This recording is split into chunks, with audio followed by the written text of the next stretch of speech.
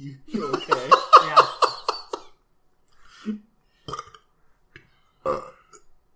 There we go, that's the cold open. Asking if you're okay after your burps, then we both burp, then it starts. Hello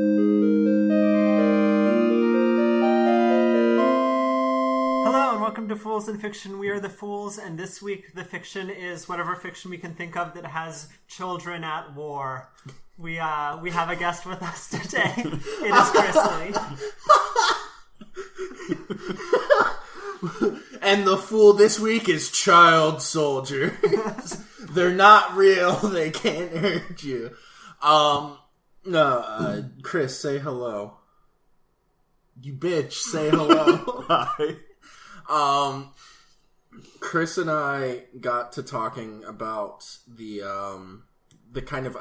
fundamentals for this idea after watching, I think it was an episode of Falcon and the Winter Soldier, and we were like, damn, what if Eli Bradley joins the Young Avengers? And we were like, man, the Young Avengers is kind of a fucked up institution, and here we are today. I don't know anything about this. Feel free to chime in if you want to say anything, John. John has entered the room. We have not warned him we were recording a podcast. I was not warned of this, and I have nothing to say. I am just getting water. There we go. I think it might be refilling right now. Say a slur, so it has to be beeped. Say power word kill. I don't know how to beep it. Frick. Oh no. Anyway. So I wanna have like kind of like the basics of the idea, and then I want you guys to expound upon it. Okay, yeah, because I haven't thought about this very much. I thought about it a little bit, but this is really Joe and Chris's brainchild. I forgot both of your all's names for a moment. I'm like, who are Well, I'm Joe people? and he's Chris. Yeah. God, no. So the one that I thought of kind of first was Ruby, which was like, oh no, these children are fighting off like the forces of evil. But the thing in Ruby is that if they did not exist and like we're not trained to do that, the world would die. Yeah. I think something important to note about Ruby is that they're not like technically children because they're young adults. Well, Ruby is still 16, okay. if I remember correctly. But you are, yes, that is another very important They're distinction. older than like other children soldiers. Yeah, well, and so another good example that like is definitely a child is Spy Kids. Whoa. and that was one of the things that I was talking with Chase about, and we were like, man, it's like the one good Hispanic representation in all of Hollywood, but then we're like sending off Hispanic kids to die and fight for our information wars. But then, at least from remembering the first one, they're explicitly doing it without the adult's permission, right? They're kind of just doing it as like rebellious I can't remember. I don't remember. I think by 3D they're like being sent to do it, and is where it gets iffy. But in the first one, I think they just like break the rules. You might be right. In the first one, they might be like, "Where are our parents?" And then they find out the spy stuff. I think a really big difference between Spy Kids and Ruby is in Spy Kids they're doing it like on purpose for fun and like yeah, they're not being like, it's not. I think I've made my point clear. Yeah. Like, the thing I remember most about Spy Kids is the thumb people, and that's a whole different debate for a different podcast. It's interesting episode. how, like, the same concept of child soldier can have such different representations in Spy Kids and in Ruby. Because in Ruby, it's, like, dark, oh no. And in Spy... why am I, like, drunk now? What is happening? I agree. Want, like, Spy Kids, Ruby, Codename Kids Next Door, fucking...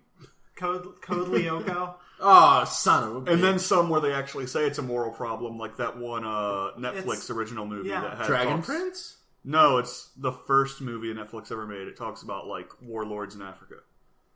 The first movie Netflix ever made. God, I don't remember. I don't know it. Code Lyoko is interesting because it's unclear whether they're doing it for fun or for duty, and the final episode. I don't want to spoil things. But there is a bit in the final episode where it goes through each of their reasonings for ending it. and it's different for everyone. Like, some people, it turns out, really did enjoy it, and others were like, no, we need to end this right now. This was a terrible time. I want to do normal children stuff. I want to leave. So, like, the thesis that I landed on, after talking with Chase a bit, and then, like, talking with Chris, not at full length, but just, like, kind of getting our opinions, is I think there's, like, 2 or 3 main differences. And so it's either, like, you can divide it into 2, which is, like... These are, like, the parameters for like, specifying how it treats it? Yeah, so you either have it that the kids are, like, being taught to go to war, or the kids are, like, put in a terrible, like, twist of fate kind of bad position. So, like, what Batman does with Robin is, like, he deliberately teaches Robin how to kick the shit out of bad people.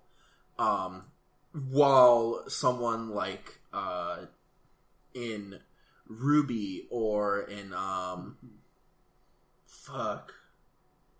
in, like, Power Rangers are kind of, like, in a situation that they did not have, like, agency in. They were just kind of, like, chosen. Yeah, well, in Ruby they went to the school in order to fight Grimm, but the actual, like, battle that they end up fighting is much more... Yeah, and so that's another thing in, like, Harry Potter is, and X-Men, like the kids in the X-Men comics, is that they go to school to learn to control these powers that, like, they did not choose for themselves. Oh, that's interesting. But then they're, like, put into a situation where they need to do it. So, like, I think it is irresponsible of Batman to train Robin to, like, be a vigilante. I think the fact that Flash teaches Kid Flash how to use his speed is different. Is different than adopting an orphan and putting him in bright clothes to attract the attention of snipers in battle. Yeah. Which... I hate, but is pretty definitively what Batman does. But, like, yeah, so Kid Flash is just, like, dipshit kid, and he's like, I'm gonna make myself super fast. And manages to succeed in giving himself super speed. And if it were just the Flash teaches Kid Flash how to not die due to having super speed, fine. Yeah, that'd be totally different. Yeah, I don't know. There's just, like, a romanticization of kids having power. And then fighting with that power. And, yeah, I think that... I bet there's, like, several really good deconstructions, but one that I can think of that I really like is Umbrella Academy. Like, I feel where like... it is heavily criticized. Yeah, and I bet that's because Gerard Way has read so many comics where it's like, glorified, and he's like, wait, what about when these kids grow up? And then we get Umbrella Academy. And so that's the thing, since you mentioned comic books, a lot of comic books do the problematic form. So the question actually has a very simple answer for why is marketing. Yeah. A lot of kids are the ones that read comic books, and the relatable character to them is the one that's closer to their own age. So for kids buying comic books, you make kid soldiers, essentially. But then it gets very hard to morally be okay with that. One of the interesting things is those, like, fictions that still have main characters that are kids that either, like, don't make it seem really cool and sexy to be a child soldier, or just, like, skip over it. So in Avatar: The Last Airbender, which I know you have not seen, so I'm going to speak, like, generally, the point is, oh god, oh fuck, these kids are in an actual war, and, like, it talks about, like, oh no, they're kind of fucked up because it's an actual war. That's something I really liked. Spoilers for Ender's Game. The very end of Ender's Game. Like, they think it's a simulation. In the very end, it's like, oh fuck, we were actually killing people, and it just, like, sends them all to insanity, and that's the end. It's like, oh fuck. Of the first book of, like, 12. Yeah. And then the other thing, so, like, Gravity Falls and Scooby-Doo are things that are, like, that have Scooby-Doo as a child soldier. well, fiction is kind of crazy, but it's true. So my point is like most Scooby-Doo we gave things, Scooby-Doo a gun and meth. May God help the enemy. So for most Scooby-Doo things, and then for like Gravity Falls and a couple other things like that, it's just like wacky and wild hijinks with these characters, but not to the level of like committing violations of the Geneva Convention. Yeah. And then there were like other bits of your parameterization, right? Well, my main thing was like, would this person have had powers anyways? Versus do they not? And then like, are you helping them just learn to contain it and then like something bigger happens? Or are you preparing them to like fight as kids? Yeah.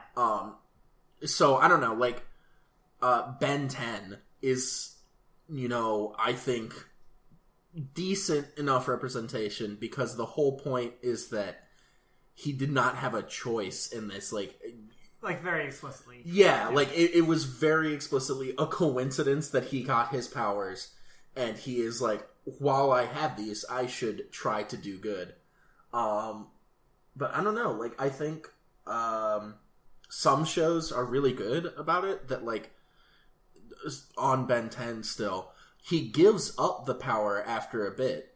Like after the original series, he gives it up for a bit. Because he's like, no, I don't want to have this anymore. And the only reason he goes back to it is because his grandpa's missing. And then shit like the Power Rangers, where they just like, after a bit, they're like, no, I have to do other things as a kid. What? I was just thinking about like stuff like Buffy, where they try and do both. Like entirely do kid stuff and entirely like fight the demons. That's... I don't know what to say about I think that out of necessity ties into the less morally ambiguous because Buffy isn't like a chosen one type dynamic. Buffy is literally the chosen one. Yeah. So it's like the other friends getting involved is where it gets morally ambiguous, but I think Buffy herself being involved as the chosen one makes more sense. I think the other thing though is like, I think it bears reminding to people who make stories that you do not have to have it be the case that like the chosen one is a child. Yeah, that's also true. I think you can have some really compelling and interesting narratives by having like, oh no, what if we expose children to the horrors of war? But like after a bit, it just, you're like, okay, it's a genre convention. Like you could also use it in at least more clever ways, like the evil tries to kill the chosen one when they're a child, rather than the chosen one is told by the church or whatever the fuck to go out and fight them as a child. Yeah. Before they're at full power. Like, I think there's a pretty big difference between those two. So, I guess the question is, if you want to have some sort of wish fulfillment fantasy where there is a child soldier, how do you possibly do that? Without glorifying being a child soldier. I guess the kids getting thrown into it rather than having like an established institution that is supported by the adults that are supposed to be the good guys. Like like that's like Young Avengers and Young Justice and stuff like that. While they're popular, they're very iffy for me because they are just child soldier units developed by the larger superhero units. And that's one of the really interesting things is that it does not arise from like necessity, but rather the adults are like, well, we could probably just make like superpowered daycare. I don't know. You also have Naruto, where like the whole point of it is that you are teaching kids from a young age to commit like actual war crimes as ninjas. Mm-hmm. And fuck, hold on. Fuck, that almost killed me. Just drink some of that Angry Birds body wash. Yeah, I keep looking down at it. Definitely, like they're like in the exact position for you to drink. I keep thinking it's a drink, and my brain's like, drink it, and then I read body wash. Chris and I have cups here, like in the same like relative positions to Joe's Angry Birds body wash. It's incredible. But I think it's the unfortunate thing of kids are the ones that a lot of marketing and merchandising and therefore story building is built towards. And so kids are relatable to kids, which unfortunately means there gets to be some iffy morals with kid characters. So what's the drive to have a soldier character? Like, so we know what the drive is to have a kid main character, because kids read stuff. It depends on how you, like, read into soldier. Because... fighting for your life against people trying to kill you. Yeah, and one of the things with that is that kids are dumb. Like, I hate to say it as a teacher, kids are fucking stupid. And so, like, you can't just be like, oh, the tension here is, like, about what should be done versus what is being done. Like, they do not understand tension unless it is, you might die if you don't succeed. So you're saying it's a way of making the conflict more honest. Yeah, I can see that. I think it could also work as, like, a metaphor for, like, facing the world, you know? Yeah, and to some extent I would agree. But, like, I think there are far cleverer ways to have that metaphor that do not involve, like, child soldiers. I see that.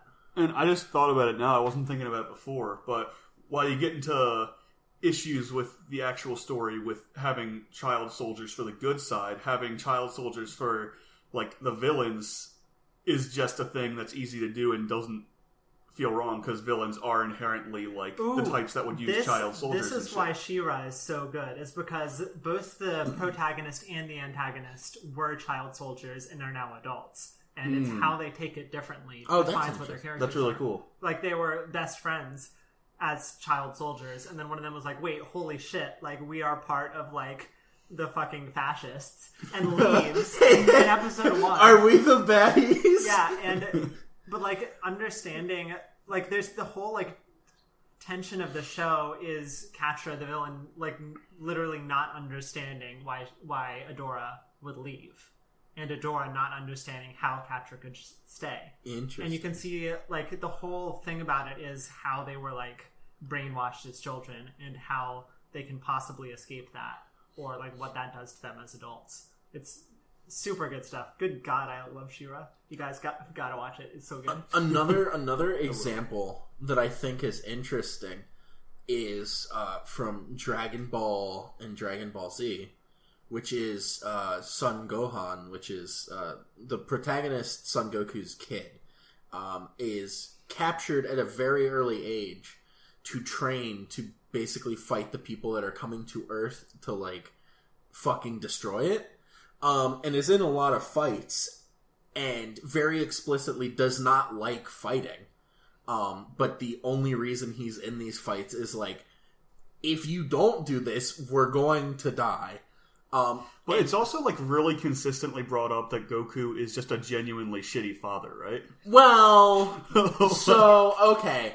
It's not out of character for him to be a shitty dad with, like, child soldiers. I would say Goku is not a bad father. I would just say he's not intelligent.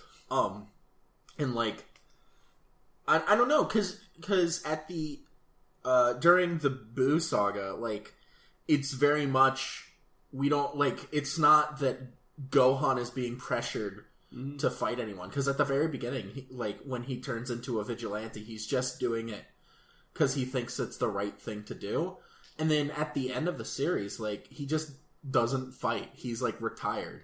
And that's portrayed as something you can do. Yeah. Which I thought was, like, kind of really mature for something from the 80s. To just be like, no, like... you can retire. The whole reason he's fighting is, like, out of his control, and he doesn't like doing it. It's kind of portrayed like a 9-to-5 job. Yeah. Where Gohan obviously does not like doing it, does it out of, like, a grander sense of duty, and then retires from it, because he just doesn't like it. And I thought that was cool.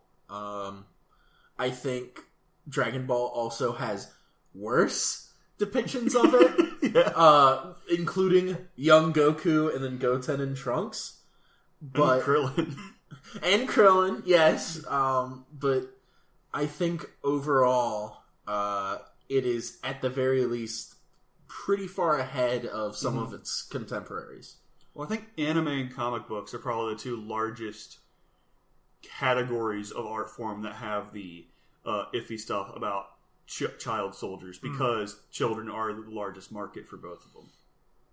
And I think one of the hallmarks of like the separating factors between like just a regular comic and a regular manga and like something really well written is how it if plays... it has child soldiers. Well, no, is how it plays off of that. So like Jujutsu Kaisen is, I think, very well written and focuses on older teens that are, fighting evil.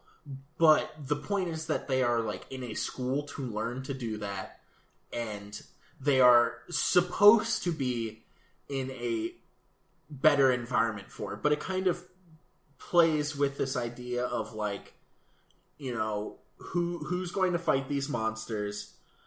How are we going to get new recruits for it? Finn's trying desperately not to die from laughing. What are you thinking of? Man crates. Hold on. There's this thing that I had just been like staring at this whole time and not like reading, and it's just like this fucking cube of plywood that says you're right. That says man crates like burned into the side. It's actually Mancrates. The sequel to Socrates. I don't know what it is or why it's there, but it was a funny. gift to Chris that had jerky in it. It was filled with meat. Okay. So I was you were like saying intelligent stuff, and I just couldn't. Mancrates. Man crates was destroying me. Sorry. Let's get back into. I don't know. Fuck. What was I saying? It's just because I like just so suddenly read it and noticed it. Oh, since you're watching now, Full Metal Alchemist Brotherhood is very, very explicit about the fact that Edward and Alphonse being in the military is like kind of a bad thing. Yeah. And that is a failing, not of the people necessarily around them, but of the people at the top that are letting it happen. Yeah.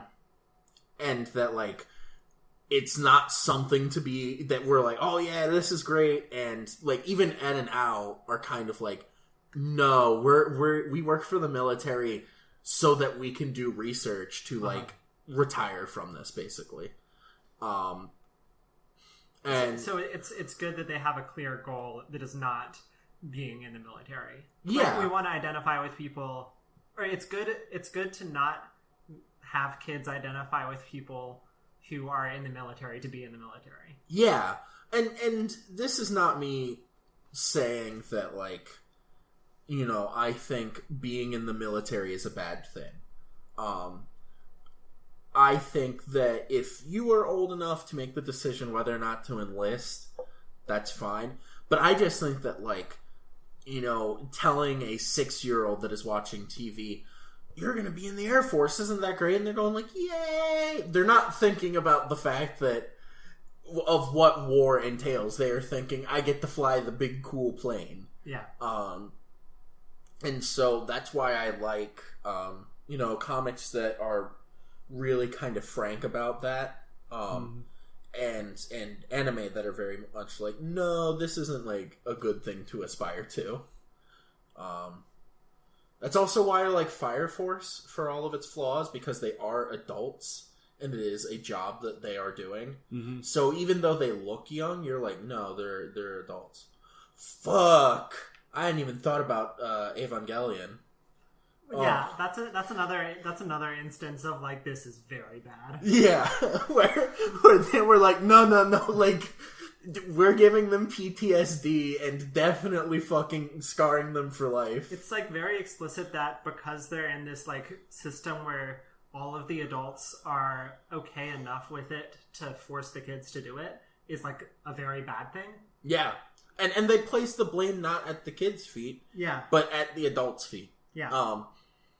And so that's the other thing that I prefer in these types of stories, is that I would say it is almost never the kids' fault what they end up doing. Yeah.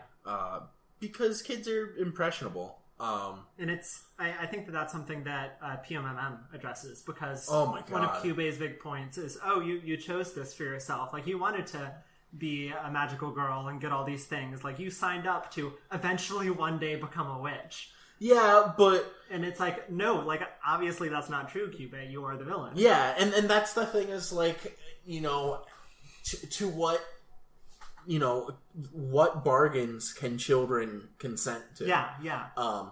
And there, I think if you want to have a shonen battle anime where kids are fighting or whatever, you can get away with it. Just don't also try and have, like, a systemic critique in there if you don't know what you're doing. Or just make it a necessity rather than an institution. And that gets rid of a lot of the problems. Yeah. Because, and as much as I love Soul Eater, one of the big problems with it is they are objectively children being trained at a school to kind of be in these very dangerous jobs.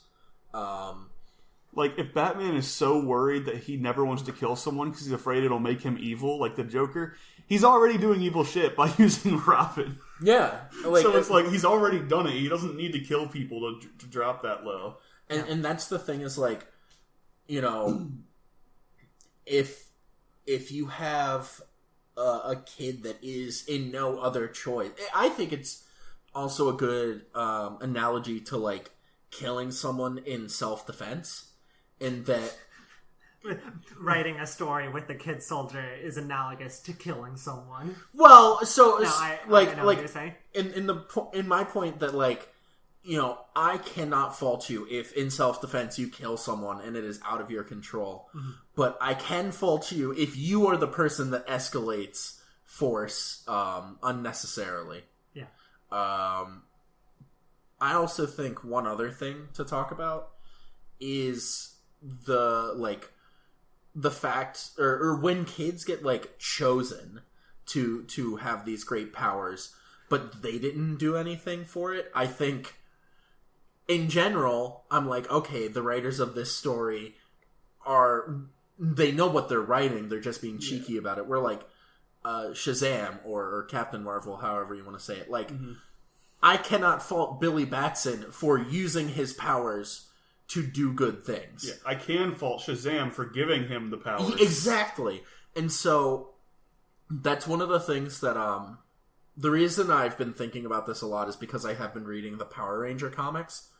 And so the whole point of how they work is that it's roughly like the Green Lantern ring, that it will choose the closest people that are worthy of having the power to wield it. And so the question becomes, these 5 teenagers that are the Power Rangers and were chosen because they were worthy. Like, is this their mentor's fault for giving them the powers? Like, the power chooses them and then he doesn't immediately go, wait, no, these are teenagers, like, fucking whoops. Also, how old they are is kind of, I won't say ambiguous, but, like, the show and the comics are like, these are freshmen in high school. And they're not. They are at least 18. Like, they look 18. The actors that portray them are 18. And that's one of the things that really hits me. The way that Scooby-Doo characters are, whatever. Yeah, like, the Scooby-Doo characters are, like, high schoolers. And then I look at Fred's fucking trapezoid-ass torso, and I'm like, there's no way a high schooler is this broad-shouldered. He's a frat boy that you called a high schooler to appeal to the younger audience. Yeah. Yes. So I don't know. I don't have, like, any ending thoughts on this. This was just something I wanted to talk about and I thought was interesting.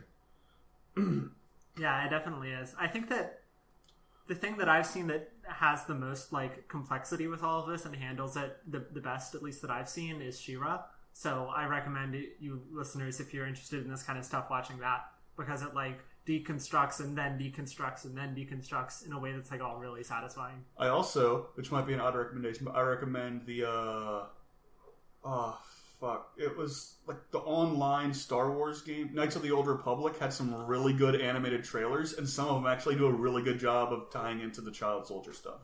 And then I recommend Invincible because there's a lot to be said there of coming into your powers and what parents want versus what the child wants, which gets skipped over a lot because most people are orphans, because it's really inconvenient to have like parents that could say. And She-Ra, their mom, Catra and She-Ra's mom, is like another huge villain too. Oh yeah, but like it's cool that they like still kept Shadow Weaver around. Yeah, that you have like one of the things is if you have parents that care about your well-being, it is far harder to like convince them to let you be a child soldier. Yeah. But I don't know. Invincible's good. It also, you missed out on one of the best explosions. It literally took Ruby's spot as best animated explosion I have ever seen. We need to show it to you after this. I look forward to seeing it. All right. I think we're done with our closing thoughts. Just go read stuff, go watch stuff with a critical eye, and ask yourself, how old is this character? Can they consent to what they're doing? Is this out of their control? What does this say about society? Joker meme. Yeah. In an episode of Justice League, the Justice League has a problem with Shazam being on the Justice League, and we learn he's a kid. But then they also have sidekicks in the same show that are kids. That's in Young Justice, where they're like, Shazam is actually a child. We should kick him off the Justice League, right? And I'm like, guys, I can't. If they didn't already have other kid characters fighting, it would be a really good episode. But because they ignore the problems that already exist, it becomes terrible. I was like, I can't explain to you how fucked what you're talking about is. All right. Time for I almost said sponsors. We do not have sponsors yet. Leave us a review and comments on the podcast app. Like and subscribe. Yeah. I don't know if you can do that on the podcast app. You can subscribe, you can't like. Statistics show that 60% of viewers aren't subscribed. Yeah. Speaking of liking and subscribing, if you like podcast stuff and our soothing voices, we have a D&D game called Galactic Gazette. That's it. Gillette. Shut the fuck. Galactic Gillette. Jello. The first season is Tales from the Venture Guild, and then the current season is Tales from the U.S. Solon War, I think. USSW, I think. Yeah. So we have a YouTube channel for that. Send us email at foolsandfiction@gmail.com. We have a subreddit at r/foolsandfiction. Listen to the other podcasts on the William and Mary Podcasting Network, which I think we are definitively no longer associated with. At Jesus Christ, Christ. Christ? You keep calling me Christ. This is not the I first said time. Jesus Christ, Chris, and then There's a T at the end. It's because I had a liaison. We're definitely still on the network. Are we really? That's hilarious. Why are they uploading our stuff? Podcasting Network, stop uploading. We have not paid you. It is at Spreaker.com/user/PNWM. If you want to be on an episode of the podcast, message us, and we will try and make that work out. We are always open to collaborations. Oh yeah, I guess if you're on campus, Joe and I will both be double vaccinated very soon, and so I guess we could go to where you are, or have you come over to one of our places, and it will be safe. Yeah. Be safe. Be excellent to one another. In the words of Bill and Ted. And then... Which one said that? Here's your test. Both of them have said it. Sure. It's impossible for me to know which one is Bill and which one is Ted. Bill is the blonde one, I believe. Ted is Keanu. No, Isn't it? Bill's Keanu. Is it? I think It's so. always the opposite of what I think, but I don't have no... All right, this is what we end on, guys. I'm Googling it. Well, it's so bad. William S. Preston, No, it gets I believe, quiet. is the blonde one. respectively. That means the same order. Yes. Bill is Alex Winter. Fuck. Ted is Keanu Reeves. Suck my dick. I knew it. Gosh, darn it. All right. So, in the words of That is all. in the words of Chris breaking utensils. No, in the words of a famous podcaster by the name of Joe Brown. Goodbye. Here's some pill ASMR.